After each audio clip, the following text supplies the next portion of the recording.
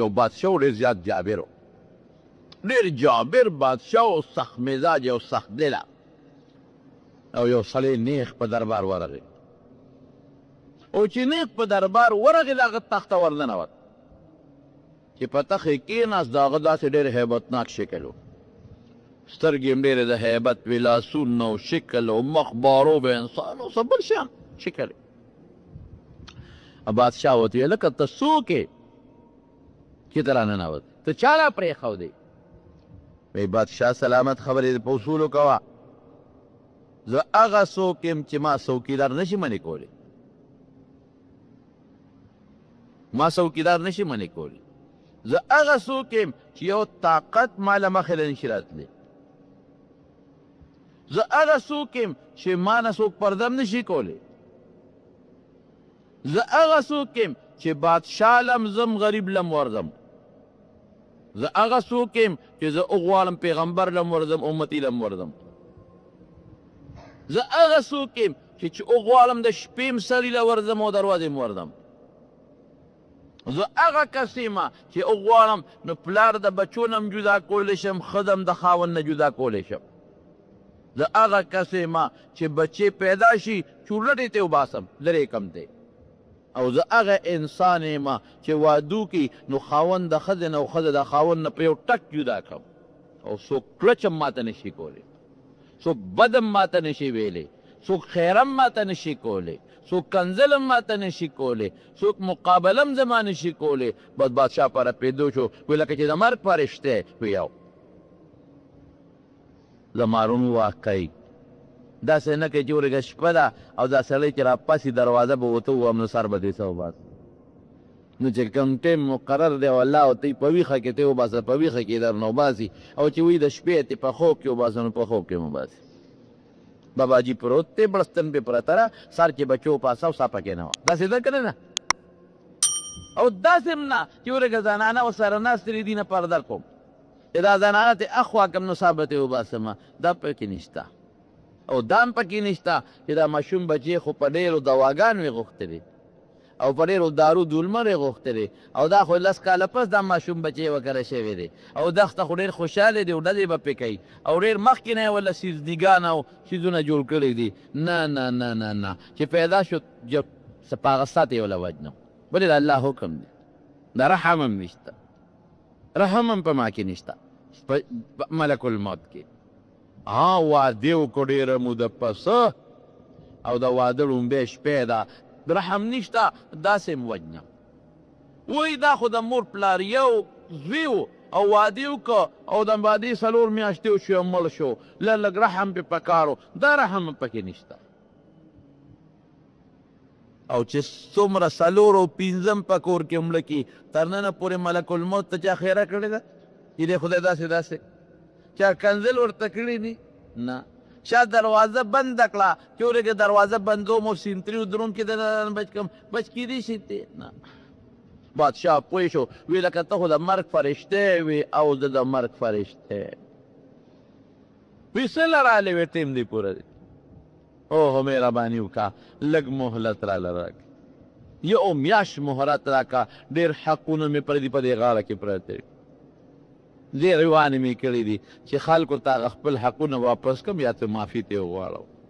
اله شابه او ډېر مې خدای خفه کړی دی که نه نو دا پردي حقونه ورکومه خدانه خالي کومه خو لږ صبر راته وکړه وی نشته صبر وی ښه لږ یو ورځ مهلت راکړه چې خدای ته خو سجدې ولګوم الله مې هم ډېر خفه کړی چې خدای خو راضي کړمه وی نشته دا ټیم هم نشته وی یو ګنټه ټیم خو راکړه چې بچو سره ملاقات خو کوم رخصت خو ترې راواله لږ ښځې ته خو وجاړم بچو ته خو لږ وجاړم وی دا ټیم هم نشته وی ګوره لږ وخت راکړه وی د یو سا د اخېستو ټیم دی د یو سا بس وما كان لنفس ان تموت الا باذن الله كتابا مؤجلا بس د خدای یو نیټه ده بس قسم په خدای کاره کې ډاکټر مالدار غریب بادشاه امیر فقیر مولا مقتدی څوک کم پاره کې ایک دو کولی شي یو ساعت ټیم دی بس خبره ختم هغه ساعت ټیم چې څه یې واخېسته اخوا پروت و بیا دا شی پکې نشته خامخا مرګ راځي او ما سوچ کې بله شپه سې څادر کې مې سر بند و خوب نه رات لکه مې سوچ کو لکه مې زمونږ د نیکونو د زمانې چې کم خلک و ما داسې یو شمېره زمونږ د باباجي چې کم دوستان و کم به سره ناست و او مې داسې ذهن ته راغل نو یو مې شمېره یو مې شمېره نو یو هم پکې جم دی نو ټول مړو او چې اندازه مې واغشته نو ټول څونه عمر کې مرو یاره مې دا خو اتیا او څلور نوي شلې کاله او سلو کې مړه دي دونو عمرونو نو بیا مې د والد صاحب زمانې ته سوچ وکړو چې د هغه کم ملګري او د هغه د وخت کم خلک و نو چې په هغې مې نظر واچو نو هغې کې مکسر مړو نو چې بیا مې عمرونو ته وکتل ځکه والد صاحب به مې د پلانکې د ما د سکول د سبق ملګری د پلانکې مې د لوبو ملګری پلانکې نو هغه د والد صاحب هغه عمر هغې ته مې وکتل نو هغه تقریبا داسې ده او یو او ده پنځو او یو داسې پنځه کم او یو په عمر کې مړه دي دا تاسو مو کوئ نو بیا مې د خپلې زمانې ته داسې نظر ور واچو چې دې کې دا خلک څونه عمر کې مړه دي نو چې اندازه مې واخېسته نو شپېتو پنځو شپېتو کې دنیا کې داسې ژوند تېر کړه لکه د مسافر په دنیا کې څه ژوند دی مسافر خو په لاره سفر کوي یا یو ورځ په یو ځای کې خیمه خښه کړي یا پنځو لی خښه کړي یا لسو ورځو له خښه کړي او عابر سبیل بلکې داسې ژوند تېر کړه چې په لاره تېرېږي مسافر خو بیا هم په یو سری کې څلور شپې میاشت قیام کوي او په لاره تېرېږي هغه به صرف لاندې دمه کې او بیا ځي او فرمایي نبی کریم صلی الله علیه وسلم وعد نفسك من اصحاب القبور ځان داسې وکړه لکه چې قبر کې پروت یم قبرونو والا پشان قبرونو والا نه جایداد قبر کې چې کم پراتی نه په جایداد څه کوي او په بنګله څه کوي او په کور څه کوي او په موټر څه کوي او په جایداد څه کوي داسې ژوند تېر کا یا داسې ژوند تېر که چې عملي ته ورته ځان وګڼه لکه چې بس زه مړی یم او قبر ته پروت یم او قبر له روان مونږ خدای خبر چې د مرګ مری راوړي دي د ژوند او که څه بلا ده اور یو سړی انښتی دی او د دنیا د دې لسو د پنځو کالو ژوند دپاره هغه څه نخرې کوي چې عقل یې نه مني څوک خدای نه مني خدای پسې کنځل کوي څوک فرشتې نه مني مستی پیدا کړې ده څوک په مدرسو پسې څوک په پټکي پسې څوک په ګیرې پسې څوک په حافظانو پسې څوک په عالمانو پسې څوک پیغمبرانو پسې څوک اخرت پسې څوک جنت پسې څوک مونځ پسې څوک شریعت پسې څوک اسلام پسې بس دا دنیا نښتې رو په مستی کې ده اخرت د خلکو یې دی چې دی خدای له به ورځم او هغه حلالې مردارې او ناروا حرامو کې خلک مبتلا دي دا دنیا دپاره چې د حد نه وتې دا یېره ده چې دا پردي جیب مې ووو ما نه به د دې خدای تپوس کړي دا مافیا والا شی نه دی دا خبرې د خلکو یېرې دي چې دوکه مې وکړه په مسلمان نه مې په دوکه پیسه وګټله په حرامه مې ته پیسه وګټله دو نمبر شی مې پې د اول نمبر شي په قیمت باندې خرڅ که ظلم مې ورسره وکړه جیب مې ولو خراب شی مې په خرڅ کړه ښه مې ترې واغېسته سپک مې ورکړه درون مې ترې واغېسته زه به خدای له ده بس خو چې پیسه وکړه موټر نشته چې موټر والم او که یو موټر وي چې دی نه ښه والم او چې د ښه نه ښه والم او د ښه نه ښه والم او چې زما شته چې زوی لم والم او چې د زوی مې شته چې نوسي لم والم او چې کور مې دی چې دې نه غټ والم او دا وړه بنګله دې نه غټه بنګله جوړه کړم او دې غټې نه نوره غټه جوړه کړم او د پېښور په دی په اسلام آباد کې جوړه کړم او د تورندو په دی او د چارسدې په دی په حیات آباد کې جوړه دې له هر یو سړی لګیا دی دا تیر دي چې دا بنګله او دا موټر او ورسمانه پاتې دی او خدای له به زم تپوس پراره کوي عد نفسك من اصحاب القبور كل من عليها فان ويبقى وجه ربك ذي الجلال والإكرام فبأي آلاء ربكما تكذبان خو روانه لاره څوک پاتې کېږي پلاران څه جوړ ده مونږه نیکونه څه جوړ ده مونږه میندې مو څه شوې نیاګانې مو څه شوې مشران مو څه شو جومات چې چا جوړ کړی و هغه مشران څه شو سپینګیري څه شو ځمکه چې دله چا اغېستې وه څه شو کور چې دله چا اغېستې وه څه شو د کورونه چې دله جوړ کړي ودونه یې دله کړي وي انګیندې یې روستې وې ښځه یې دله روستې وه څه شو ته به هم دقسې روانې مرګ ځان ته رایاد کړي مرګ هم رایاد که زما خلک وایي وظیفه راکړه چې نیک شم خلک وایي دم راته وښایه چې نیکي وکړم بلکل فایدې په وظیفو په دمونو کې شته خو قبر ځان ته یاد که قسم په خدای چې د خدای ولی د نه جوړېږي مرګ ځان ته یاد که که تا نه ولی الله جوړ نه شو زه له جرم درکړو مرګ ځان ته رامخکې او خلاصې خو نشته نبی کریم صلی الله علیه وسلم فرمایي نبی علیہ السلام مبارک حدیث تے پا مشکات شریف کے دے من قضا لأحد الموت في أرض من قضا لأحدكم موتا في أرض جعل له إليها حاجة چې چاله خدای په کومه ځمکه د مرګ فیصله کړې ده هلته یې خدای ورسوي حضرت سلیمان علیه السلام سره ملک الموت راغی ملک الموت سلیمان علیه السلام د تپوس وکړو ویې ته چې د دې ډېرو خلکو نه څه وباسي څنګه وباسئ هغه ورته مثال ورکړه وی د الله پیغمبره داسې مثال دی لکه یو کاسه چې پرتی او تا ته په هغې مختلف قسمه شیزونه په کاسه کې پرتی یو کاسه کې تا ته مختلف سیزونه پراتی د انګورو دانې درته مثلا پرتی وي نو په یو لاس کې ټولې راغېشتې شي که نه وي یو او چې کومه دانه دې خوښوي نو په یو ساعت کې ته راغېشتې شي او که نه وي یو وی دقسې د دې ټولو انسانانو دا روحونو د انسانان ما ته داسې پراته دي په کاسه کې لکه چې تا ته انګور یا چڼې دانې پرتې وي دغسې ما ته پرتې دي پاته له چڼې او د نینو او د جوارو او د غنمو دانې پرتې وي نو تا ته راغېشتو کې تکلیف شته نه او چې کوم رالې نو هغه درته اسانه ده وي بلکل او که ټولې رالې ټولې په یو ساعت کې راغېستې شم موټي ته ډکولی شم وی دقسې ما ته دي چې زه راغېشتل غواړم دقسې ګوتې یو څه مروالم دي او چې ټول راله موټي ورالم کم خبره خلاصه ده یو سړي ته یې داسې تیز تیز وکتل برند برندې ورته وکتل او دا مرګ فرشته لاړه هغه سړی سلیمان علیه السلام ته وایي وی د الله پیغمبره ما خو ورسوه پلانکي ځای ته زړه مې ډېر زیات تنګ دی ولې ځکه الله وایي وسلیمان الریح غدوها شهر ورواحها شهر الله باد دغه تابع کړی د یو میاشتې مزل به یې داسې کو لکه سار نه غرمې پورې او د یو میاشتې مزل به یې داسې کو لکه د غرمې نه تر د بیګا پورې ما ورسوه لکه په ارام کښېنه نه نه صیبه ومې رسوه او کوم دی ته دې وخت کې سلیمان علیه السلام په ملک شام کې و شام کې و او دا چې کوم علاقه یې دی د هندوستان کې ده خاص وزیري و خاص تعلق یې بعد ته حکم وکړ ته یې ور ورسوه پټه سې هغه دې ته ورسوه څوره دې پس ملک الموت بیا راغی سلیمان علیه السلام سره کېناسته خیر په خیر چې وشو یاره هغه وختي هغه بل اوس چې راغلی وې یا وختي چې راغلی وې په دې لاره تېرېدې ما سره دلته یو وزیر و ډېر برن برن دې ورته ونه کتل او ډېر سخت و توند دې ورته ونه کتل وی ومې کتل ولې وی الله ما ته د دقه سړي متعلق و چې ساعت یې وباسه او ما ته هندوستان کې یو کلی یاد کړو چې هلته به تې څه وباسې ما وی سړی خو دلته ناست دی هسې راله غوسه راله چې دلته تې وباسم خو د الله د حکم خلاف ورزي راځي او هلته تې وباسم نو دې خو په دې دومره ساعت کې هلته رسېدی نه شي او ټیم یې لږ یو منټ دوه پاتې هغه چې کوم ټیم و پاتې وی چې ما وی چې راشه الله کوم ځای خوړی دی هلته ور ورسه وی چې هلته لاړم هلته راته نخ چغ ناست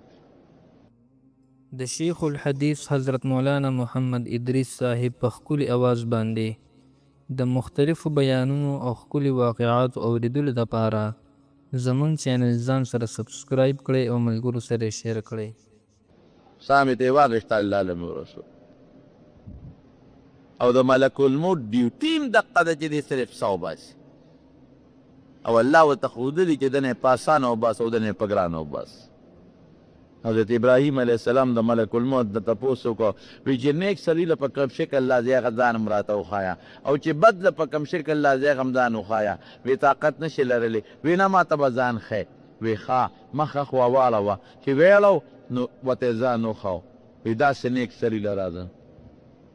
وی اوس مخ واړوه مخ یې واړو وی اوس راته وګوره چې وی کتل وی داسې بد له راځم نو سلیمان علیه السلام په ځمکه پرېوت بېهوشه شو همدغه ملک الموت ورته ناست دی پیولی مږي چې هوش کې راغی نو چا یې تپوس وکړو وایي څه مسله وه وایي چې هغه نیک سړي له راځي په هغه شکل یې راته ځان وښو وایي بل شان شکل یې ډېر ښکلی ډېر ښایسته ډېر مزېدارې سترګې مزېدار مخ او خندرویه بس وی لنډه ده که یو انسان نیک سړی وي او هغه له خدای جنت ور نه کي که نه جنت او صرف د مرګ دا فرشته په دې ښکلي شکل وویني نو دا موله ډېره ده دا خوشحالي هم ډېره ده دومره خوند یې وکړ دومره پې خوشحاله شوم او ای بدعمله انسان له کافر انسان له چې خدای دوزخ ورکوي نو که د دوزخ په دی د مرګ د فرشته په دې سخت شکل وویني که نه وی دا غم هم وله ډېر دی وی قسم په خدای تک تور وجود او دا ستکې شنې سترګې وې او دا چینګې غاښونه او داړې وې او د دې خولې او د پوزې نه د اور لمبې راوچتې دی مرګ آسان شی نه دی ورونو ګورئ خدای دې زمونږ ستاسو مرګ آسان کړي او الله دې په مرګ وخت کې ګورئ د ژوند پته نه لګي ډېر حالت بل خوا روان دی الله دې د ژوند اخري ساعت دا سوال کوي چې خدای د ژوند اخري ساعت کې زمونږ په ژبه کلمې شهادت راولي او دا سوال کوي وی خدای کوم اروز باندې چې زه مرمه او په کم وخت زه مرم او تا ماله مقرر کړي نو خدایه هغه روز زما هغه روز وګرځئ چې ته پکې زما نه خوشحاله نو ځکه نبي علیه السلام فرمایي عد نفسک من اصحاب القبور ځان داسې وشمېره لکه چې د مقبره کې پروت یم مړی ځان مړی وشمېره یو باندې دام ده مړی د دنیا په زیب و زینت او په ډول ډال څه کوي یا ځان داسې فرض کړه چې لکه بس مرمه او مرګ ته ور روان یم نو مر له چې سړی روان له دنیا هر څه توجه هغې طرف ته یو معنی نیمه بله محدثین کوي خو هغه لږه ګرانه ستاسو د پوهې نه ده زما مرګ ډېر عجیبه شی او چاله بیا خدای سببونه مقرر کړي دا ملک الموت ته چې الله پاک دا سا ایستل او ښکل حواله کول که نه نو ملک الموت ورته وی الله دا خو به ته زما ټول مخلوق سره دشمني پیدا شي او ټول به ماته خیرې کوي او ټول به راته کنځل کوي او ټول به راته بد وایي او خیرې به کوي نو چې خیرې کوي او تا ته وایي چې خدای دا ملک الموت هلاک کړي نو ته راته غوسه نه شي وایي زه ته زه داسې چل جوړومه چې ته به په یو وخت کې 10 او 12 په کور کې وجنې خو ستا نوم به هم څوک نه دي تا ته به نه څوک کنځل کوي نه به راته څوک خیرې کوي نه به راته څوک بده وایي ولې زه به یو سبب مقرر کړم د خلکو به هغه سبب ته سوچ دي چاله به اکسیډنټ سبب کوم نو خلک وایي خو اکسیډنټ کې مړ شو که نه که دا ګاډې داسې نه وي لقېدلې او داسې نه وي جنګېدلې نه وي مړ چاله به ګولۍ سبب کم چاله به اور سبب کم چاله به دریاب غر کېدل سبب کم دا مال چل راځي ځه او ټیمونه مو ته نه دي معلوم الله خبره نه کېږي لکه پرېږده دا بله دی خو نه کوي کار نه کوي پرېږده مونږ به خو سره وي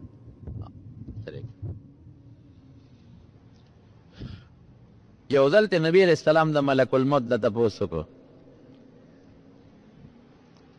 وی ته چې د دې ډېرو خلکو نه په یو وخت کې څه وباسې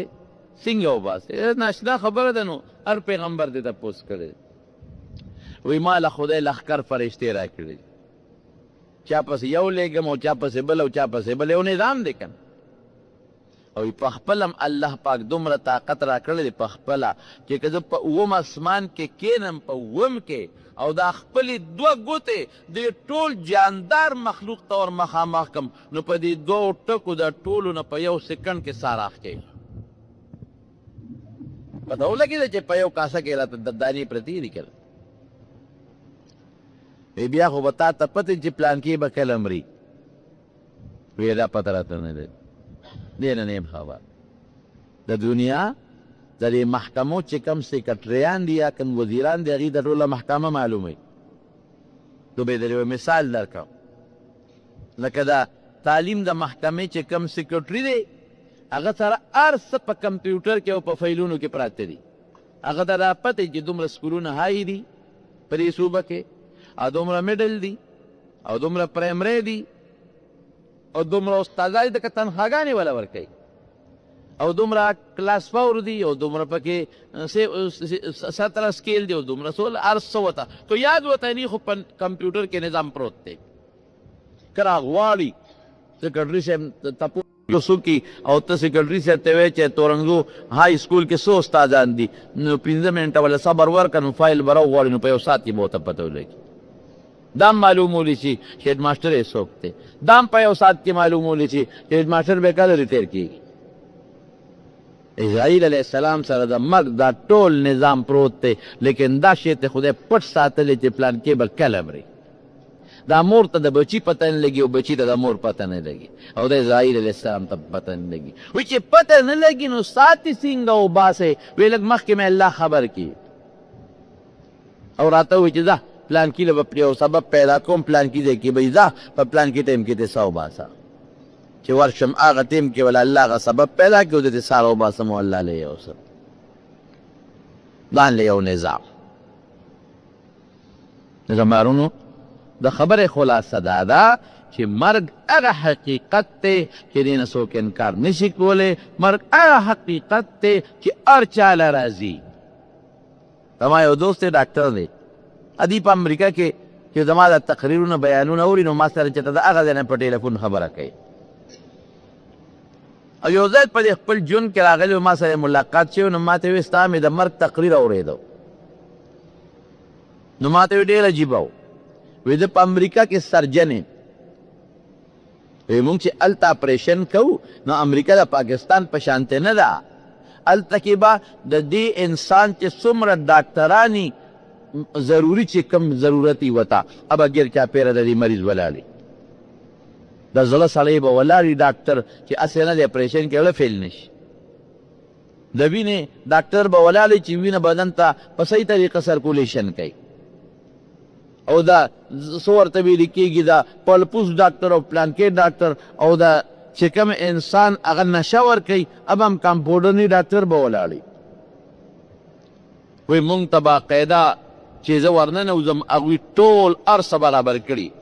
داسې نه د اپریشن کې ولا فیل نشي شوګر شته کې نشته بلډ پریشر شته کې نشته وی ټول ډاکټران ولاړي هغې راته اوکې ریپورټ راکړي چې دې وخت کې دې خبرې قابل دی چې تاله اپریشن کې وکول نو زه په فایل دستخط وکړم چې اپریشن مې وکړو دا تکلیف و هغه مې وکړه او چې هغه کم نور ډاکټرانو زړه والا هم ولیکي په اپریشن نه پسو ګوري او دلته خو چې نشه ته یې وباسي نو ورته یې بودي نو هلته چغې وایي هلته کې روغ رمټې ده اپریشن تیټر نه وباسي نشه ته هلته لاړه شي چې دې ټیک شي نو بیا راوباسي هغه نشې والا ډاکټر ولیکي چې نشه ته لاړه دي ټیک دی زړه والا ولیکي چې زړه سرکولیشن ټیک دی حرکت وینې والا وایي چې د وینې حرکت ټیک دی او ټول اوکې ریپورټ ولیکي ویناګانې سړی مړ شي هم هغه اپریشن تیټر کې راته سړی راوغورځېږي مونږ اکسیجن او منډې او ترړې خو سړی مړ شي بیا هغه ډاکټران خو انګریزان دي هغې دا تحقیق کوي ریسرچ کوي چې په څه مړ شو زړه والا وایي زړه حرکت خو ټیک و دله بیماري هم نه وه د لاټیک هم نه دی راغلی هغه ریسرچ کوي تحقیق کوي هغه وینې والا وایي چې وینه خو ټیک روانه وه هغه بل نشې والا وایي چې نشه خو ته یې لاغله هغه څه تکلیف هم نو هر یو ډاکټر په دې سوچ کوي چې سړی خو ټیک و مونږ خو ریپورټ ورکړه دا ولې مړ شو وایي زه څادر په اوږه کړمه ویې خندل داسې کړې وایي زه څادر په اوږه کړم چې داسې کار دی چې تاسو بې وقوفان یې تاسو نه پوهېږئ دا زمونږ د طاقت نه پاسه یو بل ذات دی د هغه طاقت شته هغه ذات تا فیصله کړې ده چې دی به په دې ټیم مري دی کې عقل او زمونږ ډاکټري کار نه ورکوي په ارام کښېنئ بس او هغه ذات دا هم وایي چې ستاسو په دا منځ کې دې څه وکړئ هغه ذات دا مونږ ته ښایي چې له به ټیک یو ساعت یې وباسم هغه ذات دا مونږ ته ښایي چې پوټینی اپریشن دی او تاسو د ګیر چاپېره تاو یو اکسیجن او ټول مشینان د سره دي او د زړه د حرکت مشین هم د سره دی او بیا هم چې زه وجنم نو تاسو یې منه نشئ منې کړو یو بوډۍ او یو زوی او زوی یې مړ شو ډېره زیاته ورپسې خفه وه په ډاکټرانو طبیبانو مولیانو شیخانو ګرځېده ساده ښځه وه دا ښځې دا بوډیګانې ویم بیا لږې ساده یاره داسې به څوک پیدا شي چې زما دا زوی واپس را جمدې کړي وی پلان کې ده کې یو کس شته هغه سره یو نسخه شته هغه پسې لاړه او ډېرې ورته وژړل چې زما یو بچی و بچی مې مړ شوی دی او ته راته چا خولې که څه دم دارو درمل سم د سرۍ نو ته مهرباني وکړه زما د بچی را جمدی کا د شونډو کې وله اوس څه سوه دا به را جمدی شي هله شابه دم وکراله وی نه داسې وکړه چې د اوو کورونو نه به راله اوبه راوړې بلکل اوس ونه د سلو نه خو به راوړم وی نه که نه لږ سوچ وکړه که نه د هغې اوو کورونو اوبه به راوړې دله به دموم چې په کوم کور کې مړی نه شوی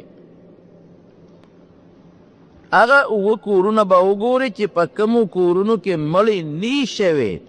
د هغې اوو کورونو نه به راله اوبه راوړې ابه دموم خو چې د دوی په دې شونډو د ساس کې پرېوځي جمدې کېږي به بوډۍ زر بوتل واخیست وي دا خو دل سره پیدا کړم یو کور ته لاړه وي تپوس به کوې ګورې یقیني ښه هسې نه دا کور راوړې چې هغې کې مړي شوي بیا ګورې کار نه کېږي ورننوته تاسو کره مړی شوي دی او څه وکړم پلاره مړ وکړه په بل کور ورله دروازې وواله تاسو کره مړی شوی دی ما ته دغه کور اوبه غوښتي دي او مړی شوی څوک نو دي کاکاجي مې مړ وکړه مخکې ورځو کې په بل کور نیکه مې مړ وکړه په بل کور زوی مې مړ وکړه په بل کور ښځه مړه وکړه په بل کور خاوند مړ وکړه په بل کور رور مړ ورواره مړ خور مړه وه د خور زوی مړ نوسي مړ اوهو چې کوم کور ته ورځي پکې یو پیدا کېږي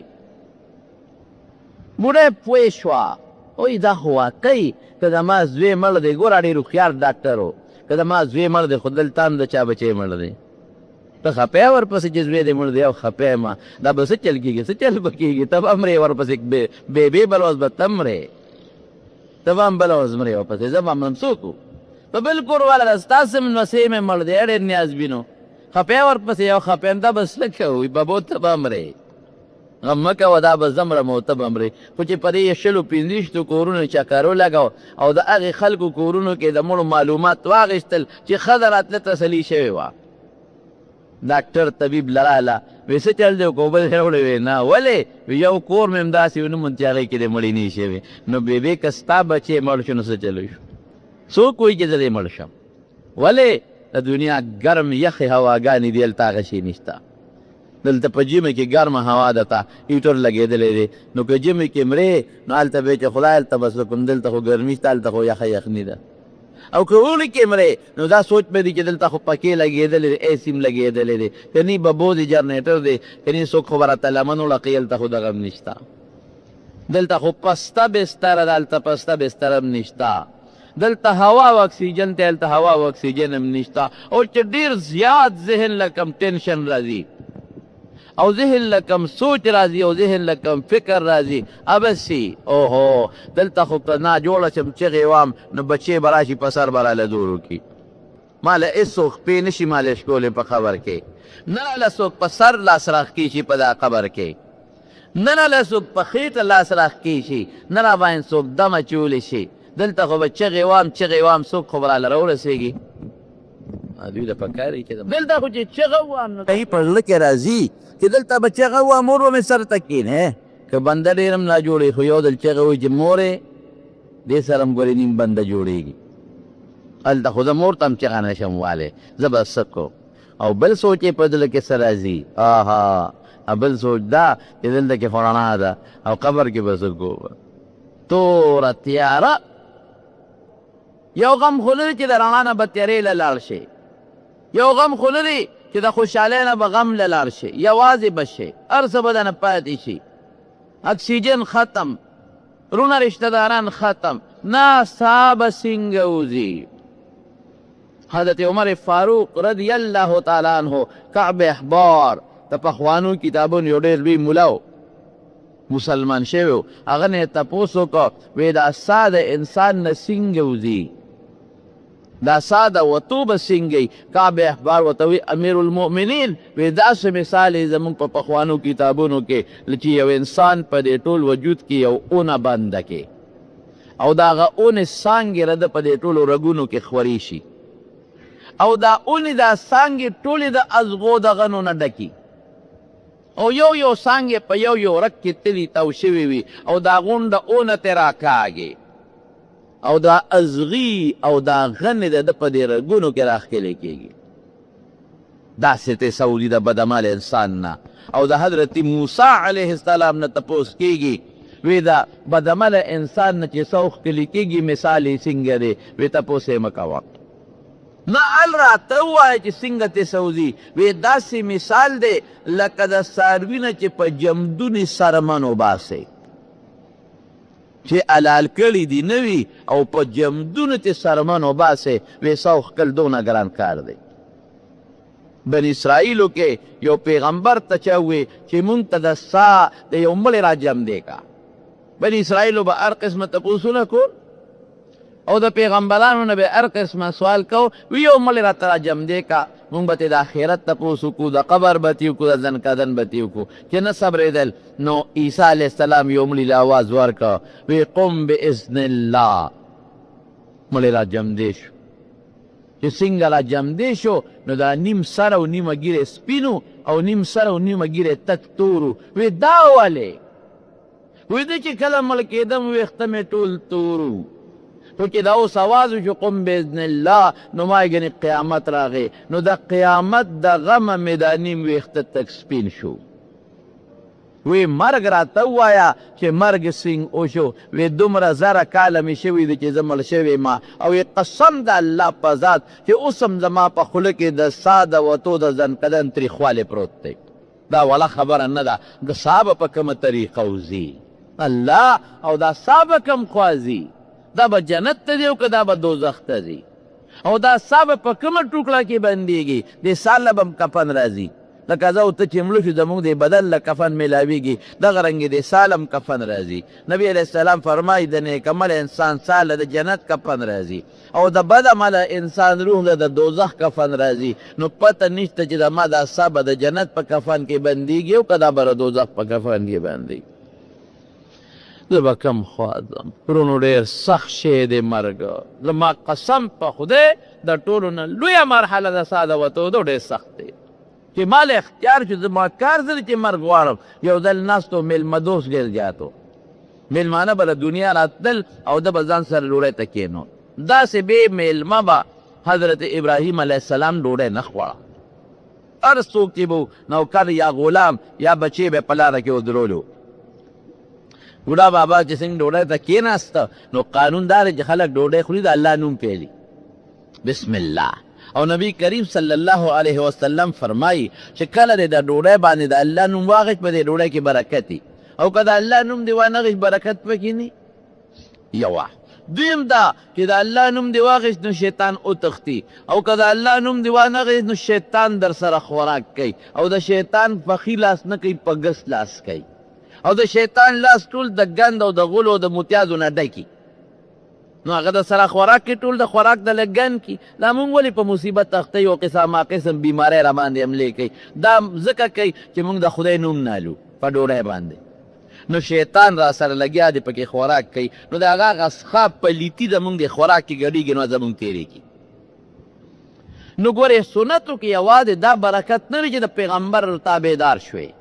د سنتو یوازې دا برکت نه دی چې الله به خوشحاله شي ثواب به دې وشي. د سنتو ډېرې زیاتې فایدې دي. نو چې کله هم ډوډۍ خورئ او خوراک کوئ څه به وایې؟ بسم الله یا بسم الله الرحمن الرحیم. نو دوه فایدې درته حاصلې شوې. یو به د ډوډۍ کې برکت پیدا شي. برکت څه ته وایي؟ ډوډۍ به دې ډېره شي، په لږه ډوډۍ به دې کار وشي.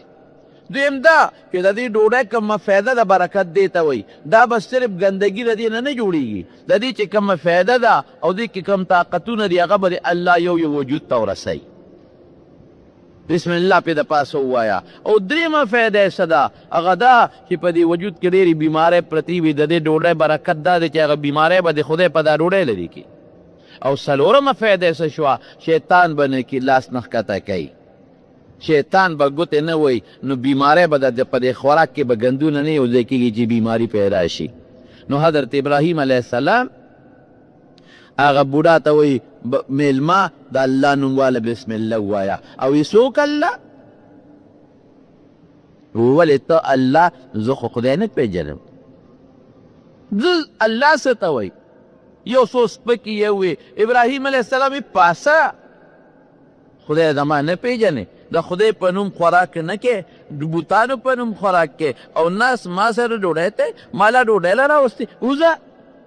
سړی په مخه کړ ویې ویسته او بوډا لاسونه خپېره پیدلې بار ووته دې کې جبریل علیه السلام راغی ابراهیم علیه السلام ته وی وی میلمه دې څه که وی رخصت مې که ابراهیم علیه السلام فخر کو چې جبریل به هم خوشحاله وي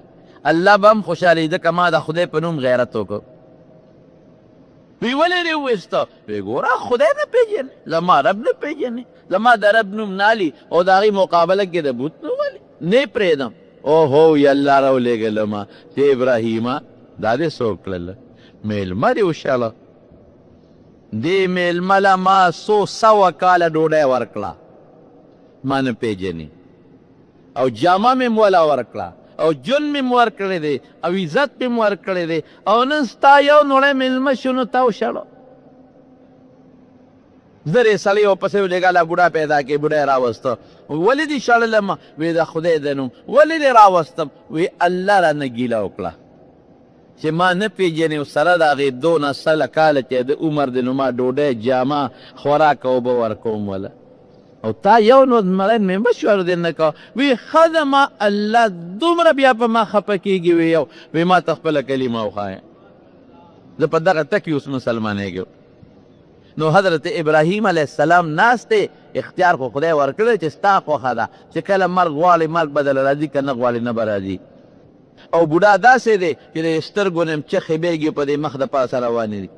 او لاسونه یې رپېږي غریبه او ډېر په بد حال دی اوس بین ته روان دی او په دې ځمکه غریب پرېوته ابراهیم علیه السلام بوډا دی بابا د څونه عمر یې وی د 200 کالو او دې وخت کې ابراهیم علیه السلام د 200 کالو نه لږ کم دی 200 کالو نه عمر لږ غوندې پوټې غوندې کم دی وی د څو کالې باباجي وی د 200 کالو اوهو چې زه به 200 ته رسېږم چې ما نه به لا څه جوړېږي زر ابراهیم علیه السلام لاس اوچت کړ وی یا الله ما خو د دې سړي عمر ته مه رسوه د دې سړي عمر ته ونه رسېږم خدایه دا څه مصیبت دی دنه خو بنده له کرکه وردي د سره خو بنده کېناستې دی نشي د بچي به په د څه ګزاره کوي د ښځه به د سره څه ګزاره کوي د سره به د محلې او د قوم خلک څه ګزاره کوي الله چې د عمر ته خو مې هم نه رسې خو چې دی وي هغه بابا ورته ملک الموت شو او ملک الموت د مرګ فرشته وه ابراهیم زه خو راغلم چې ستا د نه وباسم ته ملک الموت وي یو نو وي ما له خو خدای اختیار راکوي وخت خو دې ختم که که نه خو دې وغوښته مرګ خو دې وغوښته تا له الله اختیار درکړو تا په خپله وي چې خدای را دغه بابا عمر ته مې مه رسی نو بس ټیک ته دغه عمر ته به اوس نه رسېږي تا به دنه وباسم نو مرګ هغه حقیقت دی چې هر څوک یې مني خوار سړی ته یېرېږي داسې څوک شته چې هغه وایي چې ما له مرګ راکړه سوال نه پیدا کېږي وی سوال خو وی تا له راغلی یم چې ستا دنه وباسمه وی روغ او رنځور پېژنې روغ او رنځور پېژنې ناجوړه مې زوی دی وجنې ما وی تا چې اوس وی په ټوکه هم جوړ نه پوهېږې په ګپ هم نه پوهېږې نو مرګ څوک نه غواړي مرګ نه سړی یېرېږي زما د قسم د الله په ذات دی حضرت ابو هریره رضی الله تعالی عنه څومره لوی شخصیت چې د رسول الله مبارک سره په سفر او په حضر کې ګرځېدلی وي څپلی به د غریب نه وي جامې به نه وي یو کمیس به یو کله به یو لنګ به کمیس به د غریب نو او ډوډۍ به نه ولو اوږې به غریب ناست و یو ځل روټۍ ته ناست دی یو ډېر قیمتي رومال دی ورسره په هغې پوزه پاکوي نو چې په هغې پوزه پاکوي نو واه واه ابو هریره په دومره قیمتي رومال نن پوزه پاکوي وی قسم د الله په ذات چې هغه وخت مې یاد دی چې د رسول کریم صلی الله علیه وسلم د منبر او د کوټې په منځ کې به بېهوشه پروت و وی خلکو به دې سر لتې راکولې چې ابو هریره لیونی دی او وی قسم په خدای که به زه لیونی یم وی د لوږې د لاسه بېهوشه وم داسې وخت پرې تېر شوی ډوډۍ به نه وه خوراک به نو لیکن دغه ابو هریره رضی الله عنه چې کله مري نو ژاړي ملګري ته ګیر چاپېره تاو دي د صحابو خو باجیمه مرګ و ملګري ته تاو دي یو ملګري ورته وایي هلکه ګورې چې مړ شي نو د حضور پاک سره به دې ملاقات کېږي زما سلام به ورته رسې هلکه ګوره زما سلام به هم وی هلکه زما سلام به هم وی دا ته ګرجا پیرته ودی ودی جاړي مرګري ورته وي ته جاړې ستا خو به لږ ساعت د نبي کریم صلی الله علیه وسلم سره ملاقات کېږي خپل نږدې ملګري له روان یې او هغه صحابه قسم دی چې حضور پاک د وفات نه لږ غوندې مخکې د احد شهداو له تللی نو ټول صحابه ځان ته کېنو ټولو ته یو تقریر وکړه وی ای صحابو انی فرط لکم زه ستاسو نه ګورې مخکې تلونکی یم ستاسو دپاره بهترین تلونکی یم د خدای دربار ته